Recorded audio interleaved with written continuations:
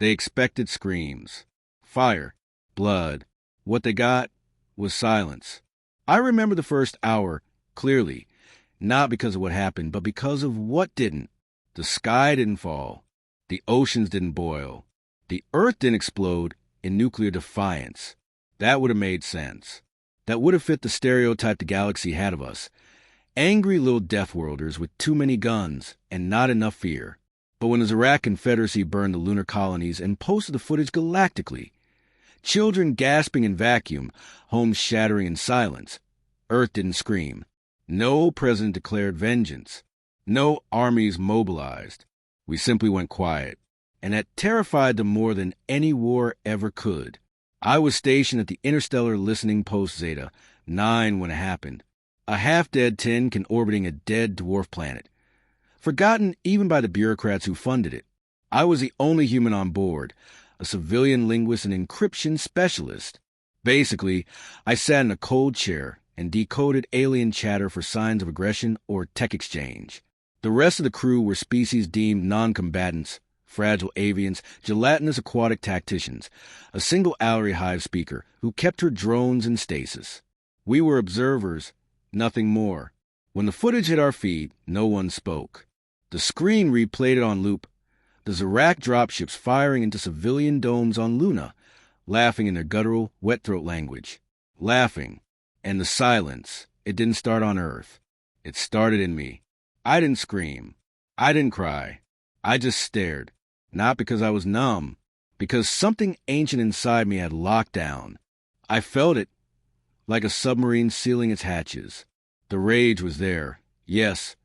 But had been submerged under a weight far denser than fury. Intent. The others watched me, nervous.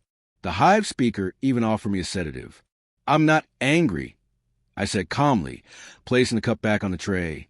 That's the problem. What do you mean? Asked Lyrics, a feathery analyst from the Creel Dominion. She always fluttered when nervous. Her feathers shifted in waves.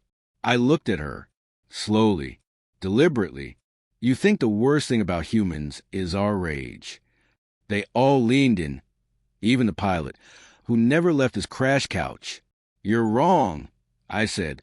It's our silence. The room went still. Rage is reactive. It's heat and storm and chaos. You can see it coming. Predict it. Defend against it. But silence. I tapped my chest. Silence is the moment after we've already decided. It's when we stop yelling and start planning. That night, Earth's broadcast went dark. Every open channel, every civilian news feed, every diplomatic stream, off. In their place, nothing, no warning, no rebuttal, no declaration of war. Just silence. And the galaxy noticed. At first, they mocked us. The media cartel speculated about a technological blackout, a leadership collapse, even a global extinction event. But then, strange things began to happen. The Zarak trade fleets started vanishing. No wreckage. No distress signals. Gone. One. By one. By one. A Zarak listening post, located on the edge of neutral space, transmitted a final image. A black object emerging from the void, no heat signature, no engine trail, moving faster than anything should.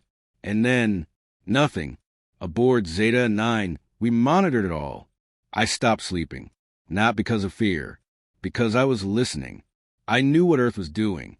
Every human with a military background did. It wasn't revenge. It was retribution. And it was methodical.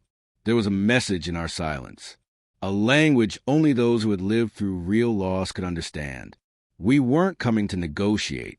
We were auditing the universe. One act at a time. Lyrics came to me the next night, feathers twitching in fear. Why aren't you emotional? She asked. I looked at her, dead in the eyes, because that would imply we didn't expect this. But they attacked civilians. Exactly. They attacked children, families, scientists, not soldiers. That wasn't a mistake. That was a test. She blinked. And your people failed? I shook my head slowly. No. We passed. She didn't speak after that. No one did. When the second moon of Vorens, 3 exploded, not from within, but from a kinetic impact equivalent to 12,000 megatons. The galaxy finally stopped laughing.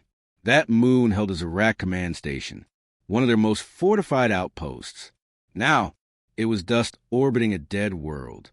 No warnings, no messages, just execution. I checked the signature, the trajectory, the heat trail. Human, but not any ship we knew. Something new, something silent. And when I closed my eyes, I could almost feel it, like a phantom howl echoing in deep space. Not rage, not madness, purpose. I used to think silence was absence, a void where sound should be. Now I know better. Silence is presence, raw, unrelenting. It fills every corner of a room, creeps into your lungs, and wraps its fingers around your heartbeat. The kind of silence that came with the quiet fleet wasn't just heard. It was felt like a pressure drop before a storm. We never called it that officially, of course, the quiet fleet. But that's what every species in the listening web began calling it, because no human ships were broadcasting, no transponder pings, no warnings. They simply arrived, and systems went dark. And then the Zarak started dying. Not soldiers, leadership, strategists, admirals, planetary governors, disappearing, quietly. 3 weeks after the attack on Luna, the Confederacy's Grand Marshal, a creature so bloated with pride and cybernetic enhancement he couldn't breathe without a synthetic ventilator, vanished mid-speech during a broadcast. 1 second he was delivering threats to Earth's UN assembly. The next his signal scrambled. Not cut, not jammed. Scrambled. When the image returned, he was gone. Only the chair remained, spinning slowly. No human claimed credit. No demands followed. Only silence. By now, even the council species, the ones who watched and judged from the safety of their crystal towers, began to panic. I heard whispers across the encrypted webs. Picked them out like ghosts in static. Why haven't they responded? Why no warning? No retaliation demand? What if this is a retaliation? Even Lyrics had stopped asking questions. She barely left her perch, her feathers dulling to an almost gray shimmer. Once, I saw her try to draft a diplomatic inquiry to Earth. She deleted it halfway through. There was nothing to say. We weren't speaking their language anymore. We were speaking in outcomes. The Council finally dispatched emissaries, 22 in total, to Earth. None returned. Their ships made it to Sol. Their logs confirmed orbital arrival. And then nothing. No wreckage. No distress beacons. Only a single transmission, sent from Luna's shadow. Humanity will not be interrupted. That was it. 7 words. The silence after that transmission may as well have been an explosion. Systems froze. Alliances fractured. Species that had once laughed at Earth's barbarism began rewriting their doctrines, shifting their fleets. Because silence, they realized, wasn't peace. It was precision. And humans had finally stopped wasting breath. Aboard listening post Zeta 9, I watched all it unfold, like watching thunderclouds crawl to a village that thought the storm had passed. The Zarak attempted one last desperate act, an information weapon, a galaxy-wide media strike. They flooded neutral feeds with propaganda. Clips of violent humans, historical footage of Earth's wars, staged videos of peaceful Zarak citizens being targeted. They thought they were fighting fire with fire, but Earth never replied. No rebuttals, no defense, not even denials. They let the Zarak shout into the void, until even their allies began to doubt them. And then, with unholy grace, the quiet fleet struck again. This time, not with kinetic weapons, but silence. A Zarak subspace relay on Mersh. 2 blinked out, not destroyed, just off. Every trace of quantum encryption scrubbed. All data vanished. A week later, the same thing happened on Tala Prime, and then Vethar Station. Each time, the tech was left intact. But the files, history, military logs, personal records, wiped so clean it was like those places had never existed. Erased from memory. The Zarak were being unmade, not just killed, unremembered. I couldn't sleep. Not because I was afraid. I wasn't. I was remembering. the way we train, the way we plan, the way we end things when we've had enough. People think rage drives us. It doesn't. It's discipline. We don't break things to feel better. We break them so they never threaten us again. Lyrics broke the silence one night. Her voice was small. What do they want? I didn't answer at first, because the truth was heavy. I turned to her. You don't understand. We already wanted peace. We tried. We joined the council, signed the treaties, sent ambassadors, even when they spat at us, even when they called us animals. She looked at me, crestfallen. Then why? Because now we want something else. She swallowed hard. What? I stepped closer, speaking softly. So they never touch our children again. That's what Luna changed. We weren't reacting anymore. We were ensuring. And then the quiet fleet arrived in open space. Zeta 9's proximity sensors triggered a full alert ping, not because of weapons lock, but because something impossible was drifting past the dwarf planet we orbited. No engine trail, no heat, no vibration in the vacuum, just shadow. A sleek, jet black shape the size of a dreadnought, hull like obsidian, unmarked, unnamed, no windows, no ports, just silence. It didn't hail us, didn't acknowledge our presence. But as it passed, my console lit up with a single line of code, ancient Earth encryption buried in the Cold War vaults. A signal keyed only to Terran linguists. I decrypted it. One sentence. The audit continues. Not everyone was caught off guard. There were species who knew what silence meant. The Vernari, for example, an ancient subterranean civilization that rarely spoke, never traded, and archived everything. When the quiet fleet appeared, they sealed their cities and sent no messages. That was their message. The Ignari matrons, who lived through for extinction-level events, pulled their colonies inward and blacked out their starlines. And the old warriors of the Hresh Dominion, brutal, iron-scale beings, they did something no one expected. They surrendered, not to Earth, not in formal declaration. They simply stopped moving. Their warships turned inward. Their orbital stations powered down. When questioned by the Council, their leader, a 3-century-old warlord named Tyrashk, responded with a single phrase. The humans have gone quiet. You should do the same. But the galaxy didn't listen, because arrogance is louder than wisdom. The Council voted to assemble a peace delegation to Earth, a full fleet, not just emissaries. This time, warships in escort formation. 16 species sent representatives. It was theater, posturing. They thought if they showed strength, humanity would be forced to negotiate. I watched the fleet jump. I watched their trail fade into Sol's gravity well. And I watched their final broadcast before contact was lost. The camera panned across dozens of hulls, flashing in the distant starlight of Earth system. Massive dreadnoughts, gold-engraved diplomatic barges, thousands of lives. And then the screen blinked once. A single frame inserted. Black, white text, entry denied. They were never heard from again.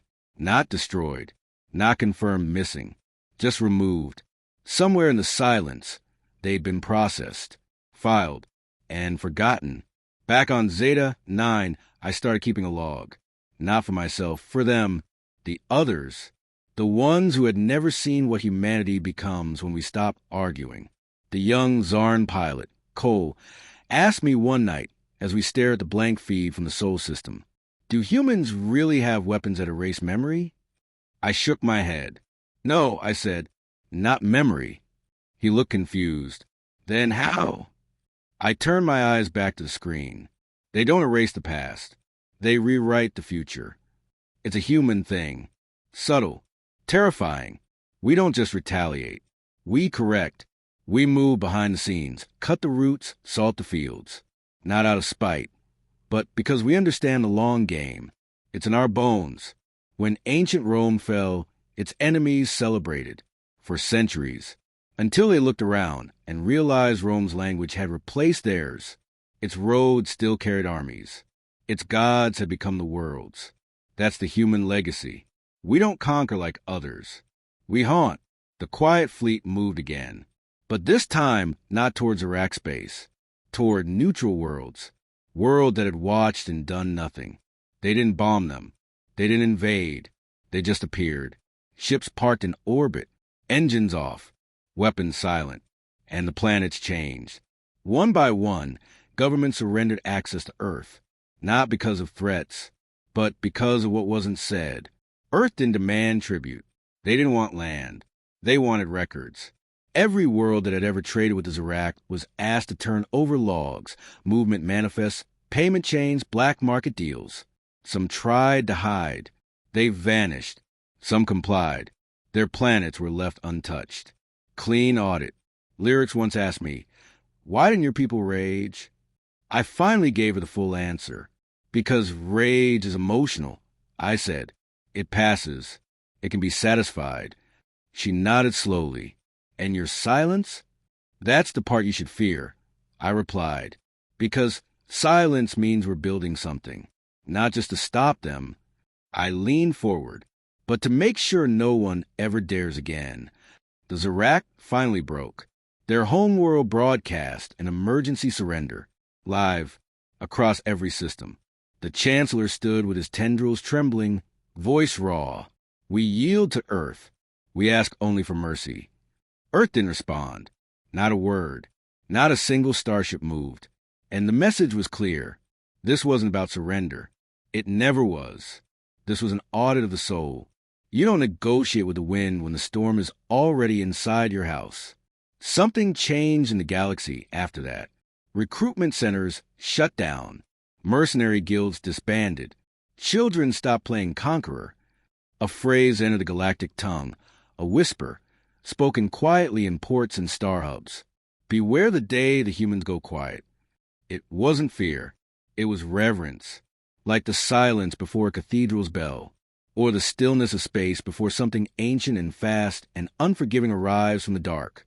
One last thing. In my encrypted feed, a message appeared from Earth. No sender, no metadata, just one line. Begin Phase 2. I don't know what that means, but I know this. The silence isn't over. It's only deepening. They called it Phase 2, but the name didn't matter. What mattered was what came with it. Disappearance. Not of fleets or planets. That was Phase 1. Now it was people. Scientists. Black market arms dealers. Council aides who'd voted against humanitarian aid to Luna. Corporate brokers who funded Zarak mercenaries under 1,000 shell companies. One by one, they vanished. Across the galaxy, they were ripped from luxury suites, outposts, bunkers, orbital yachts. No traces. No bodies. No ransom demands. Only a black feather. Always the same. Left where the victim had stood. Sometimes on silk pillows. Sometimes atop the cooling metal of airlock seals. Sometimes in a pool of still warm blood. Not theirs. Their guards. At first, the galaxy thought it was symbolic. Then the Vernari archives released a translation. Not a feather. A quill from the Terran raven. The bird humans once believed guided souls to the afterlife. Not a message. A signature. We had no official name for them. But the whispers spread fast. Ghost protocol. Not a unit. Not a fleet. A pattern.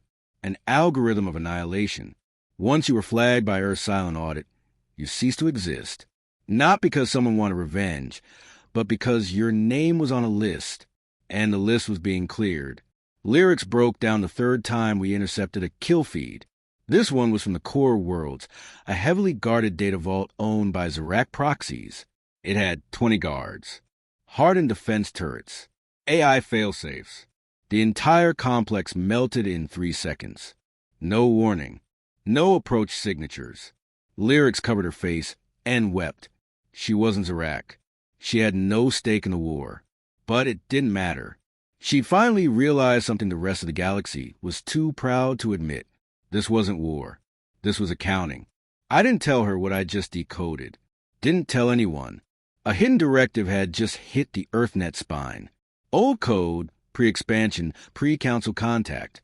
Human military doctrine no one had used in centuries. It was called Hollow Sun. I decrypted it slowly, carefully, I wanted to believe I'd misread it, but I hadn't. Begin cultural wipe. Strategic silence. Objective unhistory. Unhistory. They weren't just killing enemies anymore. They were erasing them. Phase 1 had been death. Phase 2 was disappearance. But Hollow Sun? That was extinction of memory. Entire Zorak colonies began vanishing from records. Star maps updated with missing systems. Archives showed unexplored zones where once a 1,000-year civilization had ruled. Even their own species began forgetting. Their monuments crumbled, their names deleted. It was as if humanity had looked into the universe and decided one truth. If they erase our children, we will erase their legacy. Cole, our Zarn pilot, asked me one night, "Why don't you stop them?" He didn't ask with accusation. He asked like a child asking if the stars would come back. I stared out the viewport for a long moment, then said quietly, "Because I think we already tried." "What do you mean?" I turned to face him. "We tried peace. We tried diplomacy. And when they butchered Luna, we didn't scream. We gave the galaxy one last chance to understand what it meant when a human goes quiet." Cole swallowed. "And they laughed. It's strange, isn't it? The galaxy feared our rage because it was visible. They never understood the real danger was what we keep hidden. Humanity isn't unique because we destroy. It's because we remember. And now, we were choosing who gets remembered. Zeta, 9 received an automated recall order. I ignored it. There was nowhere to go now. Earth wasn't calling us home. It was locking the doors. Lyrics wanted to send one final message. To her clutch back on Creeltai. She wanted them to know she'd stayed behind to witness history. She asked me to encode it. I did. But before I sent it, I added something at the end. Just one line. Tell them not to speak if the humans ever fall silent again. We received one final broadcast from EarthNet that night. Encrypted. Level 7 ghost key. Voice only. It wasn't official. No military signature. No UN tag. Just a single speaker. Calm. Cold. Human. We told them silence wasn't surrender. They thought we were bluffing. Let the galaxy know. The last sound they will hear is none at all. Then, nothing. No tone. No click. The transmission ended like a breath stopping. Like a candle dying in vacuum. I sat in the dark for a long time. Not afraid. Not sad. Just silent. Because I knew what was coming next. Not fire. Not fury. But something far worse. We didn't just win. We made sure no one would remember they ever stood against us. The Zorak Confederacy, once boasting 112 core systems and over 4 billion citizens, is now remembered in whispers, if at all. Their name was stricken from databases, not by erasure, but through overwrite. Historical reference logs began showing blank entries, cultural catalogs labeled lost data. That was Hollow Sun in motion, not just deleting a species, deleting the idea of them. A war crime? Maybe. But what law do you cite when you're up against silence? The council finally broke. It started with a Toru delegation, ancient, 8-limbed diplomats who hadn't known war in 10 millennia. They called an emergency summit to investigate Terran hostilities. But by the time the delegates arrived, the summit station was already empty, not destroyed, evacuated, lights off, doors sealed, and a black feather floating in the main chamber.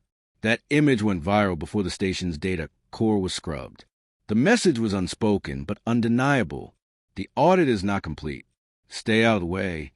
Even the great empires, the ones that had mocked humanity for being primitives just decades ago, began begging for contact. They broadcasted condolences, tried offer reparations. Some even tried flattery. But Earth didn't respond, because Earth wasn't listening anymore. We weren't just beyond diplomacy. We were post-language. I spent more time watching than sleeping. Lyrics had stopped talking entirely. Cole stared out the observation bay like he was waiting for the stars to apologize. And me? I kept translating.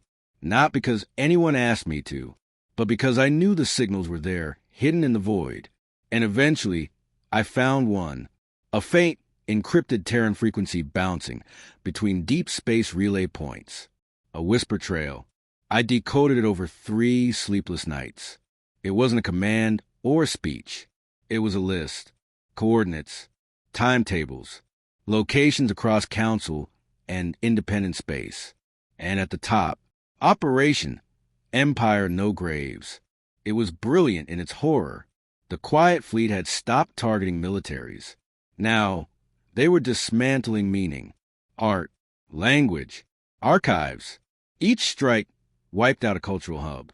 Not the buildings, the backup systems, the encrypted mirrors, the generational memory storage units. Imagine a species with no history, no epics, no songs, no legends, just existence. That's what they were doing to the Zarak and their allies. And no one could stop it, because every time someone tried, they vanished too. One historian tried to fight it. Dr. Cress Valtu, a non-human academic who has studied human development for 40 years. He uploaded every known record of Zarak culture to a dozen interstellar servers and pledged to preserve galactic truth. He disappeared 3 hours later. The servers? Wiped, physically melted from within. His last post was 1 sentence long. I hear wings in the dark. Zeta 9 grew colder by the day.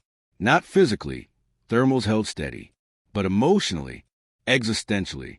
We were watching something ancient happen, something pre-verbal, the kind of reckoning that doesn't belong to sentient thought. Lyrics finally spoke after 5 days of silence. Her voice was dry. Why do you still write? I looked up from my terminal.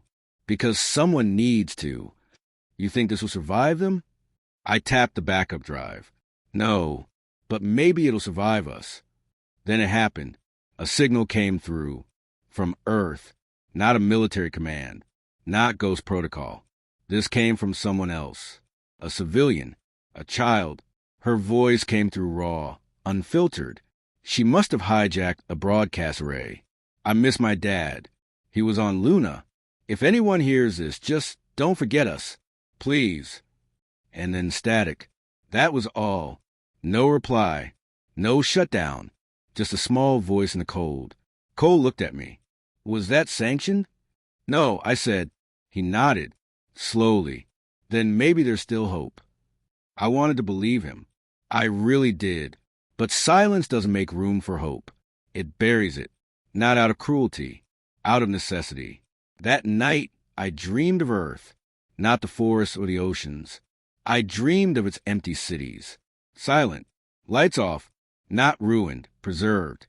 The kind of preservation that comes after everyone's gone. And in the middle of it all, a single statue of a child holding a raven. And below it, carved in stone. We didn't want vengeance. We wanted memory. And when that was taken, we gave them silence. There's a kind of silence you hear right before death. I've known it in vacuum, in battlefield blackouts, in the pause between a breath and a bullet. But this was different. It wasn't absence. It was presence, a pressure, a depth like gravity in reverse, pulling your soul inward. The galaxy had entered a new kind of silence, one curated by human hands. And behind that curtain of void, something else had begun to move. I detected it first in sublayer comms. Not broadcasts, not even encryption. A pattern in the static between systems. Like background radiation with meaning. Too faint for most species to notice. But I've been raised by old Terran archivists. The kind who still use paper. Who trained their children to recognize code even when it didn't want to be seen. The signal had a name. Silence beneath silence. Class, metacognitive directive. Status, awakened. That last word hit me like a freight truck. Awakened. Something had been asleep, and now it wasn't. The Quiet Fleet wasn't acting on orders anymore. They were following something older than mission parameters. Doctrine buried in extinction protocols. Drafted in case Earth ever faced annihilation. Something cold. Something logical. Contingency zero. I'd only heard rumors. Never confirmed. A protocol initiated not in rage, not even in defense, but in the absence of hope. If enacted, humanity wouldn't just erase threats. It would erase the conditions that made them possible. The council finally begged. Not through embassies. There were none left. Not through warships. Those were ghosts. They used children. A transmission was sent from a council nursery station. Live feeds of dozens of species young, pledging peace, crying, singing human lullabies, translated phonetically in broken English. One child held up a drawing of Earth and a raven. No reply came. The signal played in the void for 3 days. Then it was overwritten, replaced with single phrase. We asked you to see us. Now you will remember nothing else. Even Zeta 9 changed. We no longer received external signals. We were cut off, not by jamming, by filtering. Something out there had designated our outpost as spectator grade. We were allowed to watch, but not to touch history anymore. We were the last witnesses. Lyrics didn't sleep. Cole stopped eating. I kept writing. Because I had to. Because some part of me believed the story mattered. Even if only for ghosts. Even if only to leave proof that silence doesn't mean weakness.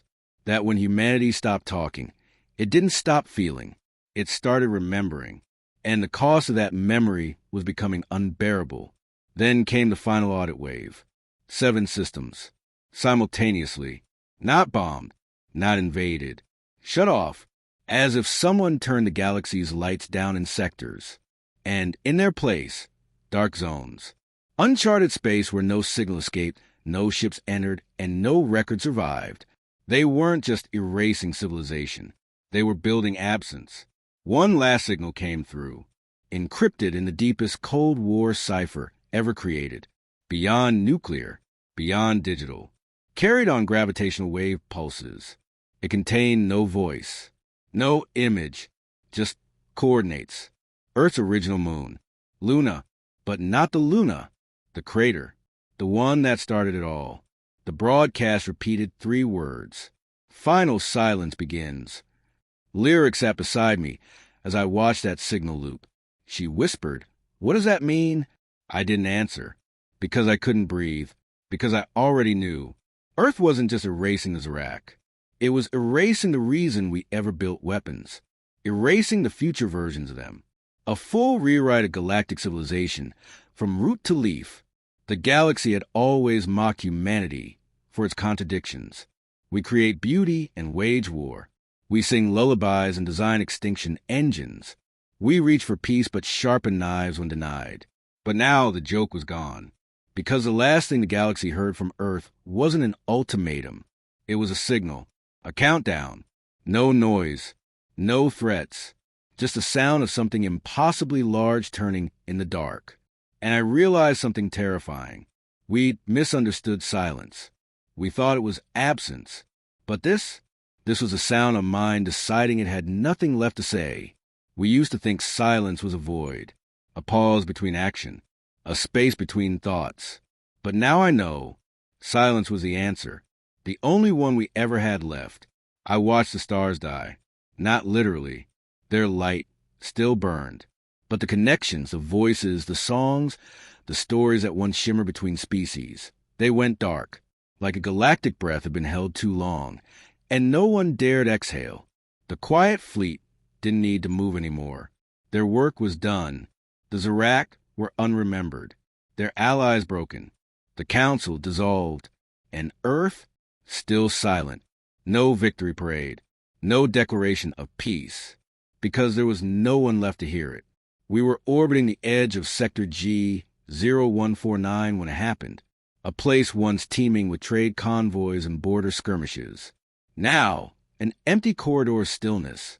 We weren't watching for fleets anymore. We were watching for the end. And it came not in flames, but in light. Not a weapon. A beacon.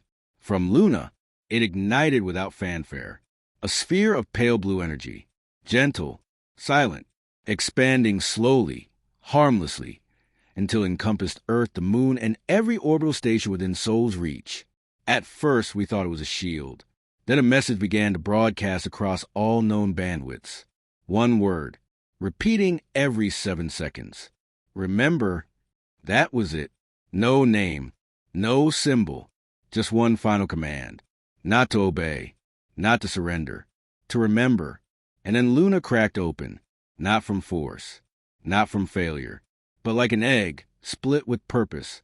Inside was nothing, just darkness, perfect and vast and soundless. A black sphere, no mass signature, no radiation, no explanation. And from within it, something moved, not metal, not flesh, something deeper, like a thought made real. We lost contact with EarthNet 2 minutes later. Not jammed, not destroyed, absorbed. The quiet fleet powered down and synced across all sectors. Lights faded, engines silenced, and then they began to drift, like seeds caught in the wind. No longer controlled, no longer needed, just done. Cole asked me if this meant the war was over. I told him there never was a war, not in the way he thought. This wasn't about retaliation. This was a purge, a correction. Humanity didn't come to conquer the galaxy. We came to audit it. And when the numbers didn't balance, we closed the book. Lyrics asked me what the beacon meant. I said nothing, because I was crying, because I knew it wasn't for them. It was for us. We weren't warning the galaxy. We were reminding ourselves. Remember Luna. Remember the silence. Remember what we became when they made us stop speaking. We received one last transmission from Sol. Final, untagged. A child's voice. The same girl from before. Daddy's home now. Everything's quiet. Thank you for remembering. Then static. Then nothing. Forever. And so we orbit, a relic station full of ghosts, watching a galaxy that no longer remembers its own sins. The Zarak are gone. The council scattered. Earth? Silent still. But I understand now. The silence was never a weapon. It was a mirror. They feared our rage. But it was our silence that showed them what we truly were.